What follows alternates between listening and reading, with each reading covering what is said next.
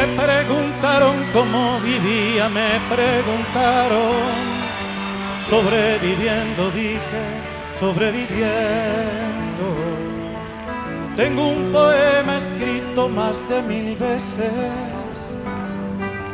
En él repito siempre que mientras alguien proponga muerte